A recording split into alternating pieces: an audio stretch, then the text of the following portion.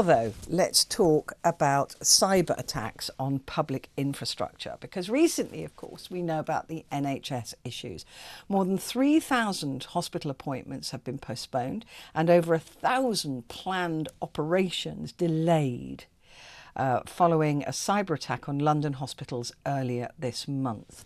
Now, these were on blood tests, and the reason that this created such a problem is that they wouldn't be able to type the blood. It's too, all the blood that they've got stored, they've got to make sure it's the right type. That's why they've been asking for, I think it's O positive, isn't it? It's the universal blood group. So they've been asking for people to donate that because the system has been up the swanny. The NHS is investigating its biggest leak of patient data because they didn't pay the ransom, and so the data has been released. Last week, Russian-speaking cybercrime group Quillin uploaded 104 files containing almost 400 gigabytes of information. It said it had stolen from Synovis. That's a pathology provider for the NHS. So how vulnerable are our details? And before you think, nah, they're not at all vulnerable, I don't care, all that information's out there about me. I got an email about a year ago to say that the BBC had been hacked, because I used to work there, and the BBC payments department had been hacked, which is probably not the internal of the BBC, but a company that does the pay for them. And anybody on PAYE, as I was there, had all their details nicked. And so I got this email saying, sorry about this, Sozza, your details have been stolen. We can offer you a little bit of advice, but apart from that, you're on your own. Thanks very much. And that was it. So I had to get in touch with all the, those credit agencies and lock everything down and do all of that so no one could steal my identity and take out a loan, for example. So that was not in my control. That was nothing to do with me. These are organisations that you trust with your data, that you trust with your details. And they get hacked. And what hackers do is they don't go for the actual BBC. That might be a bit difficult, all the pay rises they're giving each other. So they go for any bolt-on companies that appear alongside. Those we've got no control over. So just how at risk are we? Let's talk to Graham Stewart now, who's head of public sector at cybersecurity firm Checkpoint Software Technologies. Graham, good evening. Hi, Petri. How are you doing? I'm good, thank you. I hope you are too. Listen, this is becoming a problem. I mean, I don't want to egg the pudding or use hyperbole, but when you get a random email from an old employer saying, Sozza, all your details have been nicked, and that's not my control. That's not me being silly with my details. We've got very little control over that. Yeah, and unfortunately, this isn't going to go away. So if you think about the number of organizations you interact with in your life, so not just your former employer, not just your local authority, the NHS authority, but there's all kinds of organizations that have your information and share your information. The difficulty is that the people who are going after your details don't have any laws to abide by. They can use the latest technologies. They don't work 9 till 5. And unless the organization you're working that is being attacked is the very latest in technology, and this stuff moves at a pace like you wouldn't believe, frankly, there's a certain inevitability about some of this, I'm afraid. But it is so. How do we handle that as a popular? Because, like I said, if my details get nicked online because I've been silly, right, or I've been a bit naive, or ticked the wrong box, or whatever it is, that's one thing. But when you, like with this organisation, with Talk, it's a massive organisation. The building is vast. There are hundreds, if not thousands, of people in here. All of our details are held in their accounts, right? Because they have. Tragically for them, they do actually have to pay us, even though it's fun. But, that is not my responsibility to keep that safe. And yet when that happened with the BBC, they didn't offer me any compensation. They didn't offer me any, if you do get ripped off, we'll cover that for you. That's their responsibility, surely. It's I suspect what you're talking about here is the problem is something called legislative lag, right? So I'll give you an example of how this works that people might be able to associate with. So in the 1960s, when they built the M1, there was no speed limit on it. And so you could drive up and down it in your Ford Cortina or your Ford Anglia or whatever it was at that point as fast as you wanted, and it didn't matter. And then one of the motor companies, and I think it was Jaguar, went out on the M1 and they tested their cars at 100, 120, 130 miles an hour. And it was all jolly good fun. And they were racing up down the M1. And someone went, actually, this is probably a bad thing. So they put a speed limit in place. And it takes time as technology evolves, or as the cars get faster, for legislation to catch up with it.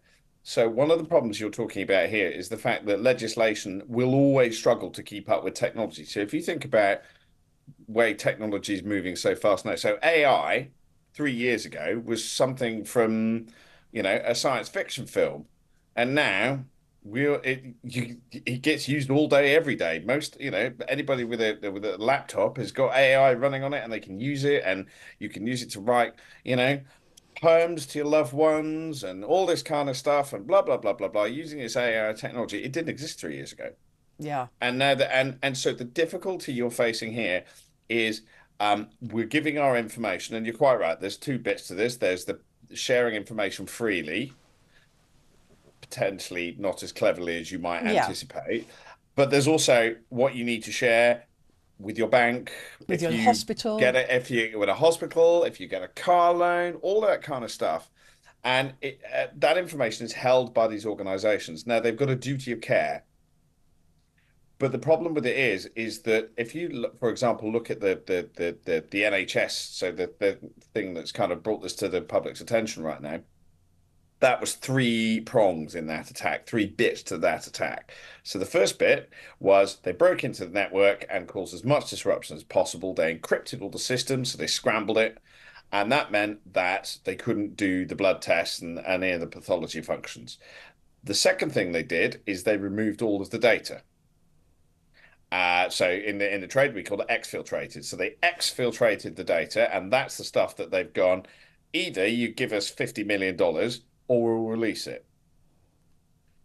And then the final bit of it, which is what you kind of related to there with the BBC story, is they go after a third-party provider that holds this information. So many of the public sector attacks you hear about, and there was one a couple of months ago, and it was described as on the MOD, and it wasn't on the MOD; it was on the MOD's private sector payroll provider. And so um, it's really sophisticated, and it's really quite a complex set of scenarios. And the problem is if you think back to this idea legislative lag, easy for me to say, um, actually, where do you put the burden? Where do you put who owns ultimately where the legal ownership of that data? Is it on the payroll provider?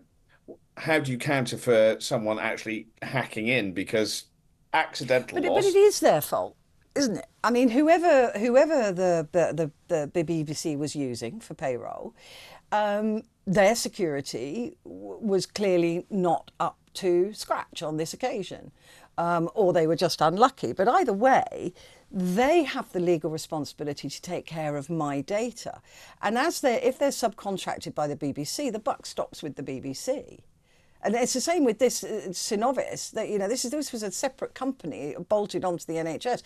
But if the NHS has employed them, surely the NHS then holds the responsibility for the data breach of a company they've employed. It's even more complicated than that. Oh God. It's actually a joint venture between a number of NHS organisations and a third-party private sector provider. So again, the difficulty you have here is it's like an act of God on your insurance, right? So if you've got your house insured and the wind blows and it blows a tree over it, then the insurance company might go, act of God, nothing to do with us, right? Yeah. The difficulty is how do you legislate for and the NHS is a particularly interesting beast in this sphere because it's a federated organisation. So what you have is NHS England, NHS Wales, NHS Scotland, NHS Northern Ireland, and then underneath that, the individual trusts act as individual, almost freestanding Businesses. Yeah. organisations. And so how do you legislate for that? How do you drive that? And it's really because it's such a complicated beast. Now, if you take a step back and go, actually, what you should be doing as a organization is deploying the very latest cybersecurity technology. You should absolutely be, and cybersecurity is made up of three bits, right? People, process, technology. So the technology bit is potentially the easiest bit because actually what you do is you accept that the bad guys are using the latest and greatest, so you kind of need to be using the latest and greatest as well. Of Back to my course. AI example, Yeah, it right? makes It's sense, moving. right? It's just stupid not to. You might as well leave the door But open. well, the people and process bit is actually the most difficult bit because the process bit requires you to stay on top of the regulatory and the legal bit, and that's really difficult. And also the legal bit needs to be staying on top of the technology at a government level, Right. and that's really hard. But then the other bit is the people, and quite often bad guys break into customers' networks and NHS networks and things like that. They might send you an email. They might pretend to be your boss from the BBC, going, "Hey, Petrie, gonna get together for drinks. Click on this link and book yourself into the counter. Book yourself in, and we'll all meet you out for a drink." And you go, "Oh, that'd be lovely. I'd like to do that." I'll click on that link, and that link actually just basically implants something onto your computer. Now, that's not you being deliberately evil. Mm. That's you just being tricked. And so this tricking of people, email is one of the biggest ways of doing it. Um, and the difficulty is that the people element of people, process, technology is the hardest bit. And you can teach people to be suspicious. And one of the things I talk about, and have done over the last sort of week or so around this, is you have to be suspicious. The text message that says, "Oh, we've got your Amazon, have got your parcel," or "Next, I've got your parcel. You need to pay £30 for delivery."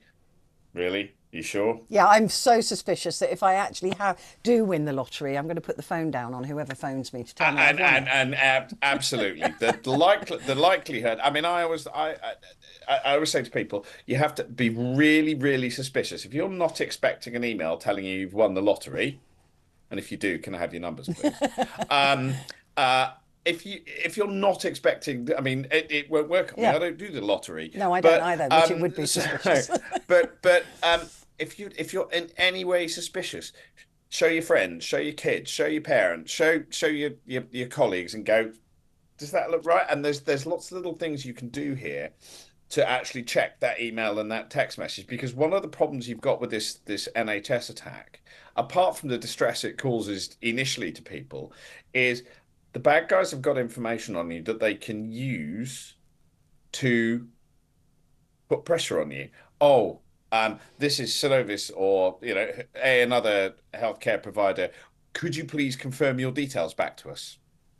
And that email goes out. So, and make no mistake, part of the problem of putting blame and apportioning and all these other things is this is a criminal gang. Mm. They're not interested in playing by the rules. No. They're not interested in being nice. They're interested in taking vulnerable people and using that to their advantage. And it's deplorable, but that's how it works. But how at risk are we? Let's say our water supply, our transport, gas and electricity, the grid, all of those things. Just how vulnerable are we? So there's something called CNI, Critical National Infrastructure. And so that is defined by the government, and there's 13 areas. So it's some of the ones you've identified. It's water, it's electricity, it's gas, but it's also things like the payment systems. So, if the payment system goes offline and the cash points go offline, I mean, you're in central London, I live in Gloucestershire, so we've probably got a little bit longer before this comes crashing down. But if you're in central London and the payment system goes offline and the cash points go And you can't offline, shop, you can't put fuel in your car, all of you'll have those things. civil disobedience Yeah. in a number of days, and that's the Yeah. kindest way of describing it. So anything that's covered by CNI, Critical National Infrastructure, and there are 13 sectors covered by this, have very strict regulations applied to it by the government. So all of those, and you have to have a license to work in those spaces, And and you is get banking one of them? Because of course banking. yeah. Banking is one of them. So the Bank of England does something called stress tests, and or anybody that has a banking license has to go through a stress test, and they absolutely have to be able to demonstrate that they have a level of resilience to, and it's not just cyber attack as well. I mean, there's all kinds of other ways. I mean, there's people I know um, who for a living will do physical penetration testing. They'll break into buildings to demonstrate to that That is such a organization. cool job. How do I get that Oh job? yeah. Well, I'll introduce you to that. My friend Jenny does it, and I'd it's be an really good. amazing. Yeah. It's an amazing thing. But you would be amazed, just in the same way as it's easy to make someone click on an email. It's also easy to break into a building if you know how and have a few, Wow. a bit about you. But the point is that these critical national infrastructure organizations have to be able to demonstrate that they're able to have resilience against these attacks. And that involves people, process, technology, and they need to be able to demonstrate it. So there is always a risk. Okay. It's like a bank. You can have the best bank vault in the world, the best security in the world, but if someone really wants to knock off your bank vault, and I'm probably showing my age because they probably don't have bank vaults anymore. Probably Um, not. but if they want to knock off a bank vault, they will find a way to do it. And that's probably the way to think of this is that some of these things get a lot of headlines. So the NHS attack gets a lot of headlines with good reason. Um, but actually, it's these are not as frequent as you might imagine in terms of mass exfiltration, mass removal of public information. It happens though, and there are some very serious, well documented cases over the last 3, 4 years where it's happened. But you also have to kind of take it that there are measures being put in place. There's legislation. There's all kind of regulations in place Well, do you know that what I remember, Graham, is those 25 million details that were taken out of a briefcase lost on a train. So that was from the NHS as well. that was actually from Oh, Department of Work and Pensions, You're right. It was and there were two Department. CDs. Yeah, Yeah, 28 million child benefit that's details. right. Just Yeah, left on a train. Maybe we're more and that secure was than that. so that wasn't about cybersecurity. That was about process Yeah, of yeah. people. Someone was asked to collect the data and send it to someone, and they gave it to the office junior to do, and he copied it onto two seat. Oh, hello, balloons. Where's that come from? That's nice. Very Well, nice. listen, So he copied there's it and then copied lost it it. and then posted it. Yeah. So that's where it got lost. Unbelievable. So the point is it's not just about cyber attacks in the kind of sort of James Bond-esque hacking in type stuff.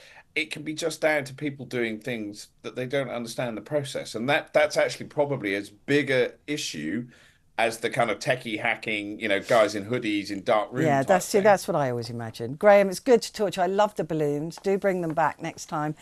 Graham Stewart there, Head of Public Sector at cybersecurity firm Checkpoint Software Technologies. Quick break, back in a sec.